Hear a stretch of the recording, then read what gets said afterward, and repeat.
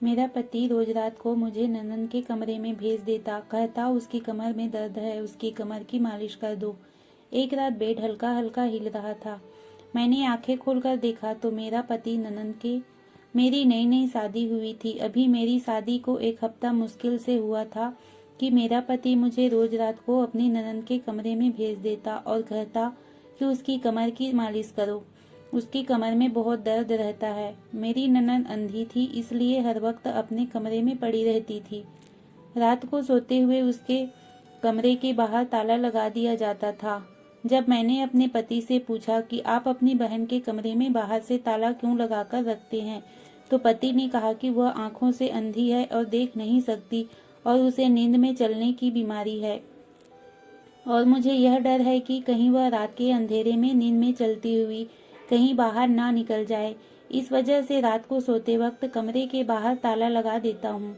यह बात मेरे लिए काफी हैरान करने वाली थी, लेकिन हकीकत यह है कि अक्सर लोगों को नींद में चलने की बीमारी होती है।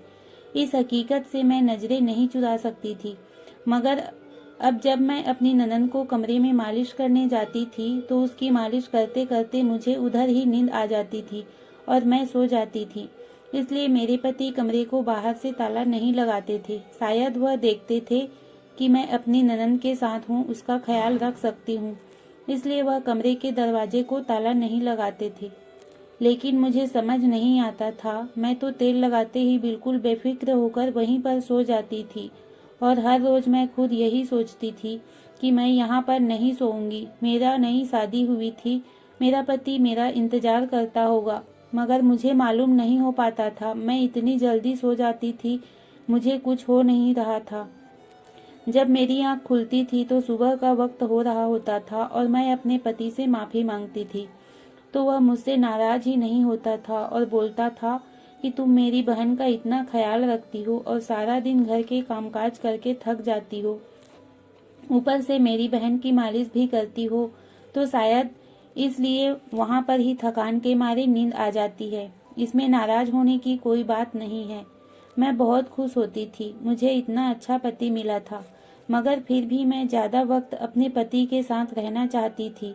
मैंने उन सबके दौरान एक बात यह नोट की थी कि मैं दूसरे कमरे में होने के बावजूद अपने कमरे के कंपैरिजन में बहुत जल्दी सो जाती थी। मैं जैसे इसकी कमर की मालिश शुरू करती थी, मुझे नींद का एक अलग ही नशा छा जाता था और मैं चंद मिनट में ही नींद की वादियों में खो जाती थी और मुझे बिल्कुल भी आसपास का होश नहीं रहता था। मुझे नहीं पता था जिस तेल में से मैं मालिश करती हूँ वह तेल हर रोज मेरी ननद के साइड टेबल पर कैसे मौजूद होता था। मैंने इस बात के बारे में एक दो बार अपनी ननद से पूछा भी, लेकिन उसने जवाब देना जरूरी नहीं समझा था। उसके बाद मैं चुप हो गई थी। फिर ख्याल आया, शायद राहुल यह तेल यहाँ रख जाते हैं क्योंकि उन्हें अपनी बहन की बहुत फिक्र रहती थी। एक रोज मैं जिस वक्त ननद के कमरे में जाती थी उस वक्त से थोड़ा पहले ही मैं आ गई थी और कमरे में दाखिल हुई तो मेरी ननद की पीठ मेरी तरफ थी। वह साइड टेबल पर रखे तेल के साथ कुछ कर रही थी, लेकिन जैसे उसको मेरी आहट महसूस हुई उसके एकदम ही हाथ रुक गए और वह हाथ पैर मारने लगी। मैं उसको यह करता देख एकदम से चौंक गई थी, लेकिन ऐसे लोगों की सोच ज्यादा तेज हो चुकी होती है। वह लोगों की सांसों से, उनके कदमों की आहट से ही पहचान लेते हैं कि वह कमरे में कोई और है, कोई और भी है, और यही सोच उसके साथ हुई और वह हाथ पैर मारते हुए बेड पर बैठ गई। लेकिन मेरी सोच मुझे कुछ गलत होने का इशारा दे रही थी। मैंने शक की निगाह से इस टेबल पर रखे तेल और बेड पर बैठी अपनी ननद को देखा और खामोशी से तेल उठाकर उसकी मालिश करने लगी और थोड़ी देर में ही मुझ पर नींद का ऐसा नशा छाने लगा, मुझे किसी चीज का होश ही नहीं रहा और मैं फौरन ही उसके बराबर में लेटकर सो गई। सुबह जब मेरी आंख खुली मुझे दाल में कुछ काला लग रहा था। रोज टेबल पर तेल आ जाना, मेरा रात को एकदम से तेल लगाते ही सो जाना, फिर सुबह ही होश की दुनिया में लौटना, यह सब मेरे लिए ताज्जुब की बात थी। मुझे अपनी ननद से बहुत हमदर्दी थी, लेकिन अब मुझे अब सब कुछ ठीक नहीं लग रहा था। मुझे कोमल पर शक हो रहा था कि वह अंधी नहीं है। मुझसे यह घर वाले कुछ छुपा रहे हैं, मेरा पति भी, मेरी सास और मेरी ननद भी। मैंने आज सोचा था आज सब जान कर रहूंगी। मैंने दिन में ही दिमाग में पूरा प्लान तैयार कर लिया था कि रात को जैसे ही मैं इसके कमरे में जाऊंगी वह तेल बदल दूंगी। मेरा प्लान पूरा तैयार था, अब मुझे इसे पूरा करना था। मुझे रात का बड़ी बेचैनी से इंतजार था। जैसे ही रात हुई मैं उसके कमरे में दाखिल हुई। वह सामने वैसे ही हरकत में बैठी हुई थी। मैंने अपना हर रोज वाला रवैया किया और तेल को हाथ में लिया। उसने रोज की तरह ही मुझे कोई जवाब नहीं दिया था, चुपचाप उल्टी लेट गई थी। लेकिन आज मुझे तेल लगाना नहीं बल्कि गिराना था और मैं अपने प्लान के मुताबिक थोड़ा सा तेल उसकी कमीज के दामन पर गिरा दिया, जिसके मुताबिक वह फौरन उठी। मैं एक्टिंग करते हुए उनसे माफी मांगने लगी और उसको पकड़कर वॉशरूम की तरफ चल पड़ी। उसकी वॉशरूम में ले जाते ही मैं फौरन यह बोलकर बाहर आ गई कि मेरा दुपट्टा बाहर रह गया है, मैं लेकर आती हूँ। और बाहर आते ही मैंने वह तेल जो बाहर मौजूद था उसको अपने साथ लाई हुए तेल से बदल दिया था और जल्द से जल्द बाथरूम में दाखिल हो गई। मैंने यह तेल कुछ सेकंड में ही बदल दिया था और बिल्कुल प्लान के मुताबिक इस तेल को साफ करके मैं कमरे में ले आई और रोज की तरह ही उसकी कमर की मालिश करने लगी। और हर बार की तरह जैसे मुझ पर नींद आ रही होती थी, आज ऐसा कुछ नहीं हो रहा था। मुझे आहिस्ता आहिस्ता बहुत कुछ समझ आने लगा था, लेकिन मैं हर रोज की तरह ही नींद की एक्टिंग की और उसके बराबर में जाकर लेट गई। मैं बिल्कुल ऐसे लेटी हुई थी जो उसे अंदाजा ना हो कि मैं जाग रही हूँ, जबकि मैं हल्की हल्की आंखें खोलकर उसको देखने में मगन थी। वह बिल्कुल खामोशी से उल्टी लेटी हुई थी और कोई हरकत नहीं कर रही थी, जिससे मुझे उस पर शक होता। मैंने और थोड़ी देर उसकी किसी हरकत का इंतजार किया, लेकिन जब वह बिल्कुल वैसे ही रही जैसे वह थी, तो मुझे अपने किए पर बहुत अफसोस हुआ कि मैं अपने सबके खातिर अपनी ननन को तकलीफ दी और इस बेचारी पर शक किया। मेरा दिल मुझे शर्मिंदा कर रहा था और मैं अपने रब से इस चीज के लिए अंदर ही अंदर माफी मांग रही थी और करवट बदलकर लेट गई। मुझे थोड़ी देर ही हुई होगी करवट बदले, मुझे जैसे महसूस हुआ बेड में कुछ हरकत हुई है। मैं हल्की सी करवट लेकर दूसरी तरफ देखा तो मेरी ननन मेरी तरफ पीट कर बैठी हुई थी। मेरा दिल धक से रह गया। जिस बात का मुझे डर था, जिस चीज का मुझे शक था, वह साबित हो रहा था। वह बिल्कुल आराम से खड़ी हुई और सीधा वॉशरूम गई। मेरी आंखें पतसा सी गई थी। जो लड़की बिना किसी और की मदद की दूसरी जगह बैठ नहीं सकती, वह बिल्कुल आराम से आम इंसानों की तरह वॉशरूम जा रही थी। मैं अपनी जगह से हिल भी नहीं पाई थी। मुझमें तो अब इतनी ताकत भी नहीं रही थी कि मैं उठकर इससे यह सवाल ही कर लूं। मैं खामोशी से लेटी उसके बाहर आने का इंतजार कर रही थी। वह बिल्कुल नॉर्मल लोगों की तरह थोड़ी देर में बाहर आती हुई नजर आई और शीशे पर खड़ी होकर अपने चेहरे पर मेकअप करने लगी। मेरे लिए यह सब एक सांस रोक देने वाला कारनामा था। जिस ननन को मैंने बिना किसी की मदद के कोई काम करते नहीं देखा था, वह बिल्कुल हमारी तरह, हम लोगों की तरह जिनके पास आंखों की रोशनी होती है, सारे काम कर रही थी। वह कदम कदम चलकर मेरे पास आए और झुककर मेरी तरफ देखने लगी। उसने अच्छे से हाथ हिलाकर मेरे मुंह को चेक किया कि कहीं मैं जाग तो नहीं रही हूँ। जब उसे यकीन हो गया कि मैं पूरे तौर पर सो चुकी हूँ, तो उसने मेरे साथ वह किया जो देखकर मेरी आंखें पथरा गई और मेरे होश उड़ गई। मेरी माँ ने मुझे शादी के वक्त अच्छी तरह समझाया था कि अगर आप अपनी शादीशुदा जिंदगी में खुश रहना चाहते हैं तो अपने ससुराल वालों को भी आपको अहमियत देनी होगी। माँ का कहना था कि सास माँ जैसी होती है और ससुर बाप जैसे, तो ननंद और देवर भाई बहन जैसे होते हैं। मैं वैसे भी काफी रहम दिल थी, सबका ख्याल रखती थी। मैं अपनी जिंदगी में बहुत खुश थी क्योंकि मैं अपने ससुराल वालों को खुद से बढ़कर समझती थी, जिसकी वजह से मेरे पति मुझे बेइंतहा मोहब्बत करते थे। मैं उस वक्त बहुत खुशनसीब महसूस करती थी, लेकिन मेरी इस बात को मेरे पति और ननंद ने अपना फायदा बना लिया था। जब मैं शादी होकर इस घर में आई थी तो मेरी एक ननंद अंधी थी, उसको कुछ भी दिखाई नहीं देता था। उसके सब काम कोई न कोई कर देता था। मुझे इस बेचारी पर बहुत तरस आता था। वह जिंदा होकर भी जिंदा नहीं होती थी। वह इस दुनिया की हसीन मंजर और खूबसूरत रंग देख कर नहीं सकती थी। इस चीजों को लेकर अंदर ही अंदर बहुत सोचने लगी थी।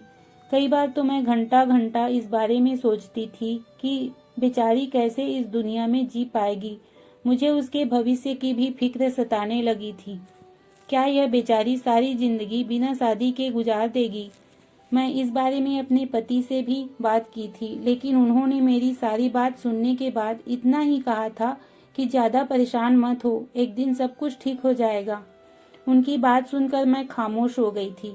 शादी को कुछ ही दिन गुजरे होंगे, अचानक मेरे पति ने मुझे रात को आकर कहा, तुम कोमल के कमरे में जाओ, उसकी कमर में दर्द हो रहा है, उसकी कमर की मालिश कर दो और रात वहीं ठहर जाना। मैं जो सोने के लिए लेटने लगी थी, एकदम हड़बड़ाकर अपनी जगह से उठी और मैंने घबरा कर पूछा, सब ठीक तो है ना? क्या हुआ है कोमल को? मुझे महसूस हुआ था जैसे मेरे पति की आंखों में नमी हो। मैं उनके कंधे पर हाथ रखा और दिलासा देने वाले अंदाज में बोली, आप परेशान नहीं हो, कमर में तो दर्द होता रहता है, मैं अभी कमर की मालिश कर दूंगी तो वह बिल्कुल ठीक हो जाएगी। इतना ज्यादा ना सोचो। मैं उनकी परेशानी अपने अल्फाजों से कम करने की कोशिश कर रही थी। उन्होंने हाँ में सर हिलाया और मुझे जाने का इशारा कर दिया। मैं भी कोमल के रूम में गई जहां वह खामोशी से बैठी हुई थी। मुझे एकदम ही एहसास में घेर लिया। इसको देख मेरी आंखों में आंसू आ गए। वह उल्टी लेट गई। मैं अभी फिर बिना कोई बात किए उसकी मालिश करने लगी, लेकिन कुछ ही लम्हों में मुझे ऐसी नींद आने लगी। मैं जल्दी जल्दी इसकी मालिश पूरी की और उसके साथ ही लेटकर सो गई। मेरी आंख सुबह ही खुली जब वह वॉशरूम जाने के लिए किसी का इंतजार कर रही थी। मैं उसको वॉशरूम लेकर गई और बाहर आकर अपना काम करने लगी। दिन ऐसे ही गुजरते गए और मैं अपनी ननद की रोज कमर की मालिश करने लगी। काफी दिन हो गए थे, लेकिन इसका दर्द ठीक नहीं हो रहा था और मुझे भी रात में अपने पति की याद सताने लगी थी। तब मुझे कुछ अजीब सा महसूस हुआ। मैंने हर चीज पर गौर करना शुरू कर दिया और मैं खामोशी से हर चीज को जांच रही थी। तब मुझे ऐसा महसूस हुआ कि यहाँ पर कुछ भी सही नहीं हो रहा है। मेरी सास, मेरा पति, मेरी ननद सभी अजीब लगने लगे थे। मेरी सास और मेरे पति अक्सर बातें करते, लेकिन जैसे ही मैं आती वह दोनों चुप हो जाते। मुझे महसूस होने लगा था कि वह लोग मुझसे कुछ छुपा रहे हैं, मगर अब मैं थक गई थी। हर रोज मुझे ननद की कमर की मालिश करनी पड़ती थी और इसी वजह से मैं थक कर वहां पर ही सो जाती थी। फिर मुझे ऐसा लगने लगा कि कुछ तो गड़बड़ है। मेरी ननद की हरकतें 2 दिन में से मुझे कुछ अजीब लग रही थी, इसलिए मैंने तेल बदल दिया, यह देखने के लिए कि वाकई उसके दिल में कुछ है या सिर्फ यह मेरा वहम है। मैंने इस बात के बारे में किसी को नहीं बताया था, क्योंकि हो सकता था यह मेरा वहम हो। अगर मैं इस बात का जिक्र अपने पति से या अपनी सास से करती तो मैं भी उनकी नज़र में बुरी बन जाती। सबको यह लगता कि मैं अपनी अंधी और मजलूम ननद पर इल्जाम लगा रही हूँ। इसलिए यह सब करके मैं सिर्फ अपने दिमाग से शक दूर करना चाहती थी। मगर जैसे ही मैंने तेल बदल दिया और सोने का नाटक किया तो हैरान रह गई। वह कदम कदम चलकर मेरे पास आई और आकर मेरी तरफ देखने लगी।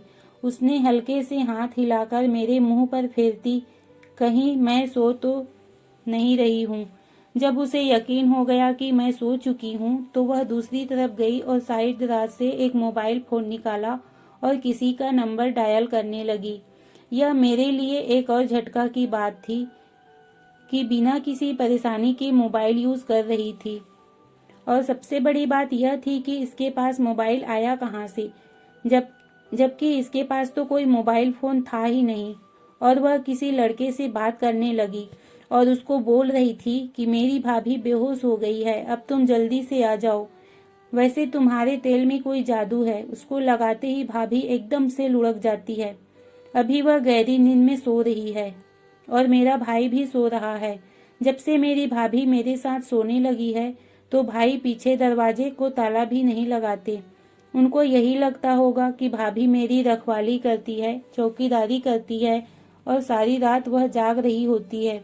उनको क्या मालूम कि भाभी तो कमरे में आते ही सो जाती है और मैं अपने भाई को तो सबक सिखा कर रहूंगी। उसको लगता है कि कमरे की बाहर से ताला लगाने से, सिर्फ मोबाइल छीनने से उसकी हर बात मानूंगी, लेकिन यह उनकी भूल है।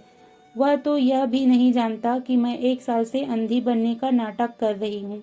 अगर उसको जरा भी भनक पड़ जाती तो वह मुझे मार डालता।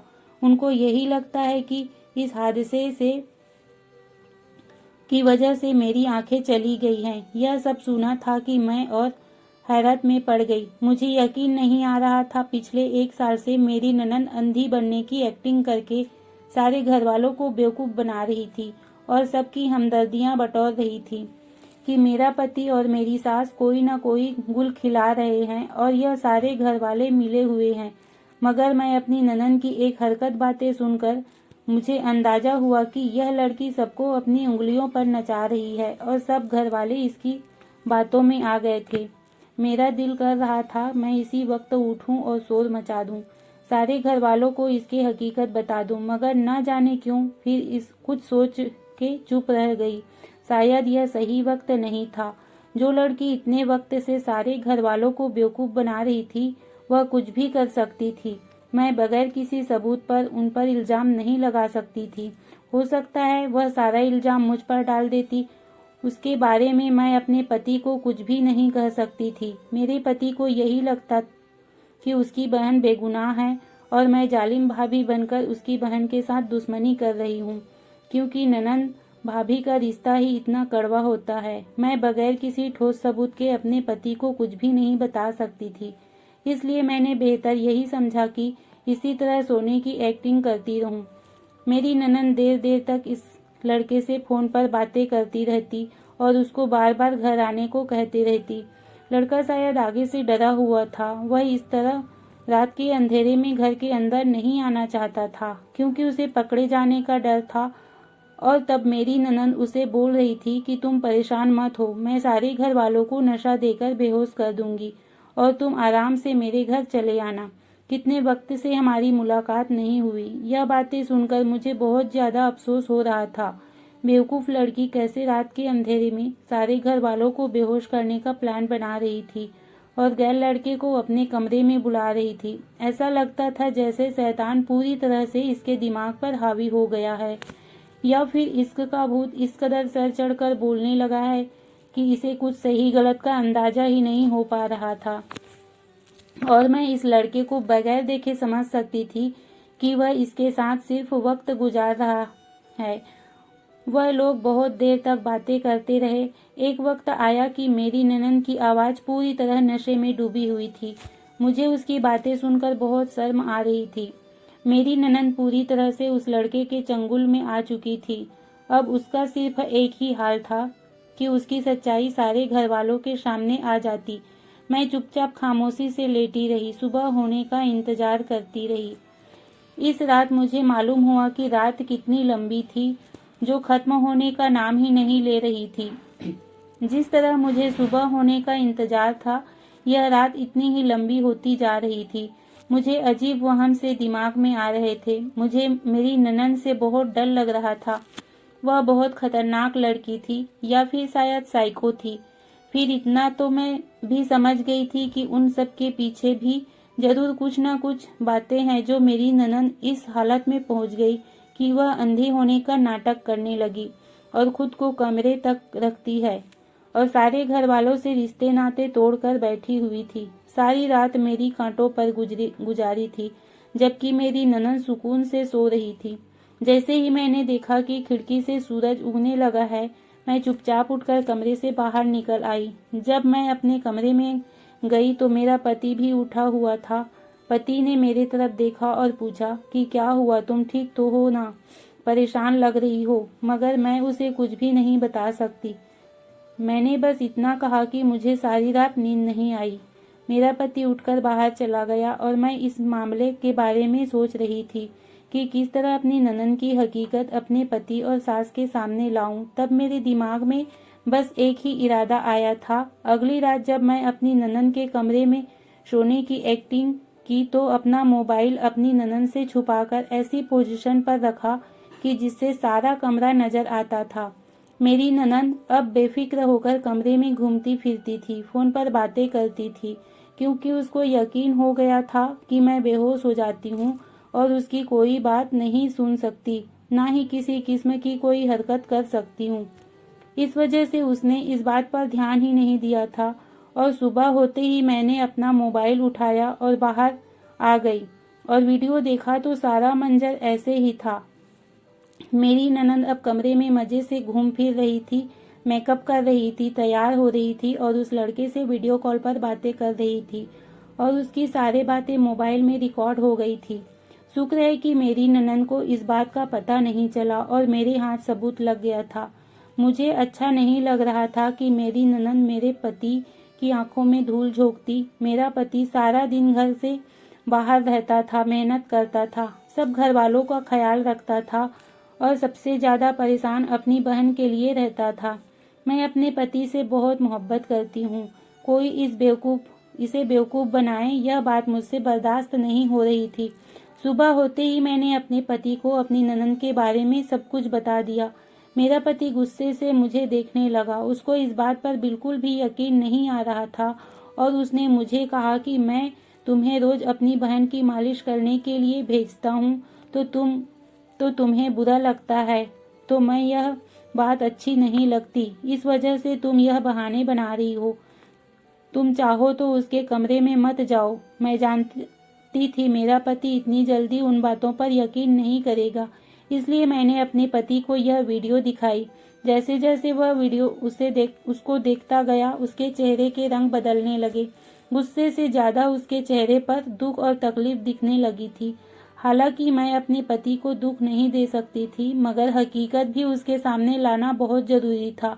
उससे पहले कि मेरी ननंद कोई गुल खिलाती, मेरे पति ने बहुत बार उसे डॉक्टर के पास ले जाने की कोशिश की थी, लेकिन मेरी ननंद इलाज के लिए बिल्कुल भी तैयार नहीं हो रही थी।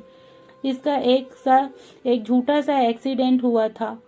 उसके बाद उसे यकीन यही कहा था कि मुझे दिखाई नहीं दे रहा है। जब उसे डॉक्टर के पास ले गए तो डॉक्टर ने भी इस बात का जिक्र किया कि उनकी आंखें चली गई है। शायद डॉक्टर को भी मेरी ननद ने पैसे वगैरह देकर इस बात के लिए तैयार किया था। मेरा पति अपनी माँ के पास गया और उसको यह सारी वीडियो दिखाई और सारी सच्चाई बताई। मेरी सास भी सदमे में आ गई। उसे यकीन नहीं आ रहा था कि उसकी बेटी ऐसी हरकत कर सकती है। तब मेरी सास ने मुझे बताया कि मेरी बेटी की हरकतें सही नहीं थी। इसका लड़कों से मिलना था। वह कुछ अजीब किस्म की लड़की थी और कुछ कॉलेज में बुरी संगत का असर था, जिसकी वजह से वह किसी की बात नहीं सुनती थी। मैंने और उसके भाई ने उसके साथ बहुत ज्यादा सख्ती की है। इसका कॉलेज बंद करवा दिया, इससे फोन छीन लिया, क्योंकि इसकी इन्हीं हरकतों से हम लोग डरते थे। हमारा समझाना इसे बहुत ज्यादा बुरा लगता था और जब इसे हादसे के बारे में इसकी आंखों की रोशनी चली गई तो बस वह एक कमरे में कैद होकर रह गई। फिर एक दो बार मैं इसके भाई ने इस कमरे से बाहर निकलते हुए देखा। अक्सर वह आधी आधी रात को कमरे से बाहर निकलती थी और एक बार तो हमने इसको घर से बाहर जाते हुए देखा तो फौरन उसे पकड़ लिया। तब हमें एहसास हुआ कि इसे नींद में चलने की बीमारी भी हो गई है और हम इसका बहुत ज्यादा ख्याल रखने लगे और इसके दरवाजे को ताला लगाते थे ताकि वह रात को उठकर कहीं चली न जाए।